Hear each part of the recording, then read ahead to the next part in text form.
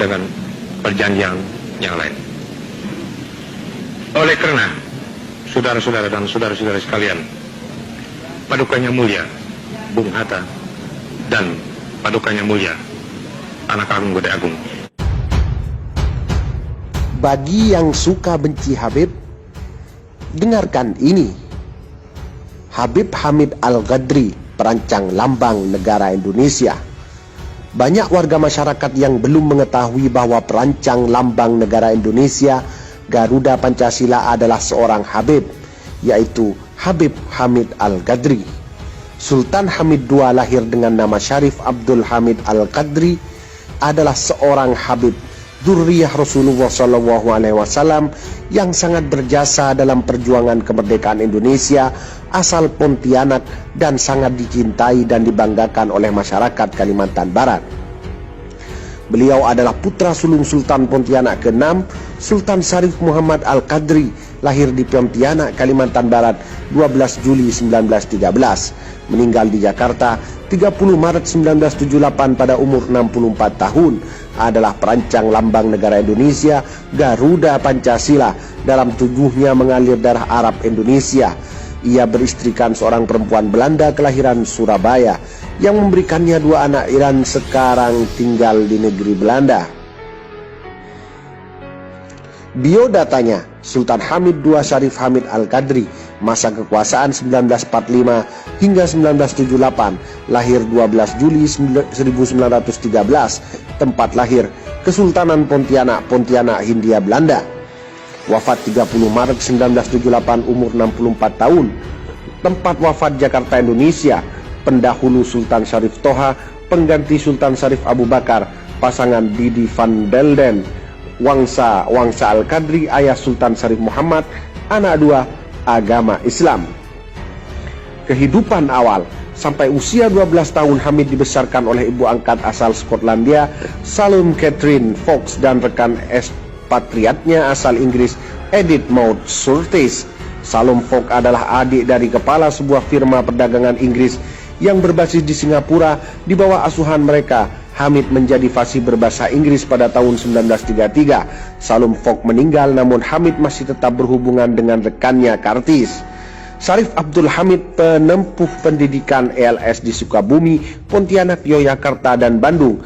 HBS di Bandung 1 tahun, THS Bandung tidak tamat, kemudian KMA di Breda, Belanda, hingga tamat dan meraih pangkat letnan pada Kesatuan Tentara Hindia Belanda.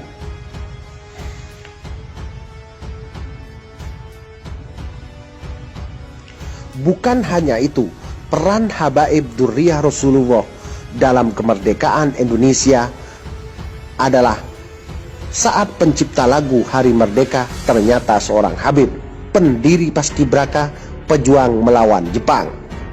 Lagu Hari Merdeka atau juga populer dengan sebutan 17 Agustus 1945 mulai sering terdengar menjelang perayaan Hari Kemerdekaan RI ke-73. Di dunia maya pun sudah bertebaran video-video orang menyanyikan lagu Hari Merdeka. Bahkan Wakil Ketua MPR RI Hidayat Nur Wahid pun ikut mencuit soal lagu ini. Di akun Twitternya dia ikut memuji pencipta lagu Hari Merdeka. Dia menanggapi akun Twitter Budi Setiarso yang mengunggah video unik seorang pria menyanyikan lagu Hari Merdeka sekaligus menjadi musik latarnya. Habib Mutahar, sang pencipta lagu itu, menurut Hidayat Nur Wahid ternyata juga seorang Habib. Nama lengkapnya adalah Al-Habib Muhammad bin Husain Al-Muntahar. Dalam definisi umum, Habib adalah seorang yang dicintai atau keturunan dari Rasulullah Shallallahu Alaihi Wasallam. Begitu hebatnya lagu ciptaan Habib Muntahar. Siapakah dia sebenarnya? Dikutip dari ensiklopedia bebas Wikipedia, Habib Muntahar memiliki nama lengkap Muhammad Husain bin Salim bin Ahmad bin Salim bin Ahmad Al-Mutahar, atau yang lebih dikenal dengan nama Habib Mutahar. Dia lahir di Semarang, Jawa Tengah pada 5 Agustus 1916, lalu meninggal dunia di Jakarta pada 9 Juni 2004 pada umur 87 tahun. Haji Mutahar adalah seorang komponis musik Indonesia, terutama untuk kategori lagu kebangsaan dan anak-anak. Banyak lagu ciptaannya yang menempel di benak anak-anak sekolah karena mudah dihafal dan mengibarkan semangat berjuang dan penuh nilai-nilai kebaikan. Lagu ciptaannya yang populer adalah Himne Syukur, diperkenalkan Januari 1945, dan Mas Hari Merdeka tahun 1946. Karya terakhirnya, Dirgahayu Indonesiaku, menjadi lagu resmi ulang tahun ke-50 kemerdekaan Indonesia. Lagu anak-anak ciptaannya antara lain Gembira, Tepuk Tangan Silang-Silang, Mari Tepuk, Selamatlah, Jangan Putus Asa Saat Berpisah, dan Himne Pramuka. Haji Mutahar ternyata seorang yang aktif di kegiatan kepanduan. Itulah dua Habib yang berperan besar dalam kemerdekaan Indonesia. Jadi, bagi Anda yang masih benci kepada para habaib, maka pikir-pikirlah dulu bahwa peran habaib dzurriyyah Rasulullah, keturunan Rasul Muhammad SAW, banyak juga berperan dalam kemerdekaan Indonesia, mewujudkan Indonesia merdeka. Bagaimana tanggapan Anda? Anda sendiri yang mampu menjawabnya. Haluan Nusantara. Bagi yang suka benci Habib, dengarkan ini. Habib Hamid Al-Qadri, perancang lambang negara Indonesia. Banyak warga masyarakat yang belum mengetahui bahwa perancang lambang negara Indonesia, Garuda Pancasila, adalah seorang Habib, yaitu Habib Hamid Al-Qadri. Sultan Hamid II lahir dengan nama Syarif Abdul Hamid Al-Qadri, adalah seorang Habib dzurriyyah Rasulullah SAW yang sangat berjasa dalam perjuangan kemerdekaan Indonesia, asal Pontianak, dan sangat dicintai dan dibanggakan oleh masyarakat Kalimantan Barat. Beliau adalah putra sulung Sultan Pontianak ke-6, Sultan Syarif Muhammad Al-Qadri, lahir di Pontianak, Kalimantan Barat, 12 Juli 1913. Meninggal di Jakarta 30 Maret 1978 pada umur 64 tahun. Adalah perancang lambang negara Indonesia, Garuda Pancasila. Dalam tubuhnya mengalir darah Arab Indonesia. Ia beristrikan seorang perempuan Belanda kelahiran Surabaya yang memberikannya 2 anak dan sekarang tinggal di negeri Belanda. Biodatanya, Sultan Hamid II Syarif Hamid Al-Qadri, masa kekuasaan 1945 hingga 1978, lahir 12 Juli 1913, tempat lahir Kesultanan Pontianak, Pontianak, Hindia Belanda. Wafat 30 Maret 1978, umur 64 tahun. Tempat wafat Jakarta, Indonesia. Pendahulu Sultan Syarif Toha, pengganti Sultan Syarif Abu Bakar, pasangan Didi Van Delden. Wangsa Al-Qadri, ayah Sultan Syarif Muhammad, anak 2, agama Islam. Kehidupan awal. Sampai usia 12 tahun Hamid dibesarkan oleh ibu angkat asal Skotlandia, Salome Catherine Fox, dan rekan ekspatriatnya asal Inggris, Edith Maud Surtees.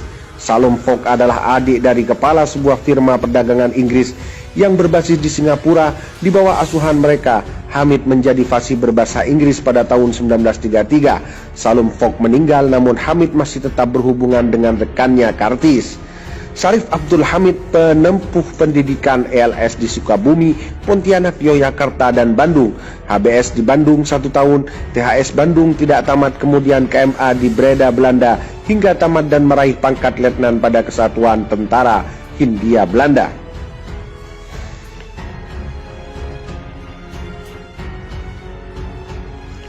Bukan hanya itu, peran habaib dzurriyyah Rasulullah dalam kemerdekaan Indonesia adalah saat pencipta lagu Hari Merdeka ternyata seorang Habib, pendiri Paskibraka, pejuang melawan Jepang. Lagu Hari Merdeka atau juga populer dengan sebutan 17 Agustus 1945 mulai sering terdengar menjelang perayaan Hari Kemerdekaan RI ke-73. Di dunia maya pun sudah bertebaran video-video orang menyanyikan lagu Hari Merdeka. Bahkan Wakil Ketua MPR RI Hidayat Nur Wahid pun ikut mencuit soal lagu ini. Di akun Twitternya dia ikut memuji pencipta lagu Hari Merdeka. Dia menanggapi akun Twitter Budi Setiarso yang mengunggah video nik seorang pria menyanyikan lagu Hari Merdeka sekaligus menjadi musik latarnya. Habib Mutahar, sang pencipta lagu itu, menurut Hidayat Nur Wahid ternyata juga seorang Habib. Nama lengkapnya adalah Al-Habib Muhammad bin Husain Al-Muntahar. Dalam definisi umum, Habib adalah seorang yang dicintai atau keturunan dari Rasulullah SAW. Begitu hebatnya lagu ciptaan Habib Muntahar. Siapakah dia sebenarnya? Dikutip dari ensiklopedia bebas Wikipedia, Habib Muntahar memiliki nama lengkap Muhammad Hussein bin Salim bin Ahmad bin Salim bin Ahmad Al-Muntahar atau yang lebih dikenal dengan nama Habib Muntahar. Dia lahir di Semarang, Jawa Tengah pada 5 Agustus 1916, lalu meninggal dunia di Jakarta pada 9 Juni 2004 pada umur 87 tahun. Haji Muntahar adalah seorang komponis musik Indonesia, terutama untuk kategori lagu kebangsaan dan anak-anak. Banyak lagu ciptaannya yang menempel di benak anak-anak sekolah karena mudah dihafal dan mengibarkan semangat berjuang dan penuh nilai-nilai kebaikan.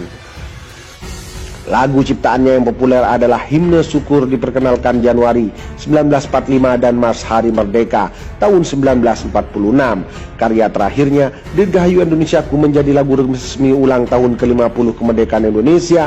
Lagu anak-anak ciptaannya antara lain Gembira, Tepuk Tangan Silang-Silang, Mari Tepuk, Selamatlah, Jangan Putus Asa Saat Berpisah, dan Himne Pramuka.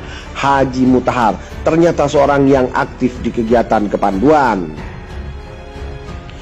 Itulah dua Habib yang berperan besar dalam kemerdekaan Indonesia. Jadi, bagi Anda yang masih benci kepada para habaib, maka fikir-fikirlah dulu bahwa peran habaib Dzurriyyah Rasulullah, keturunan Rasul Muhammad SAW, banyak juga berperan dalam kemerdekaan Indonesia, mewujudkan Indonesia merdeka. Bagaimana tanggapan Anda? Anda sendiri yang mampu menjawabnya. Haluan Nusantara.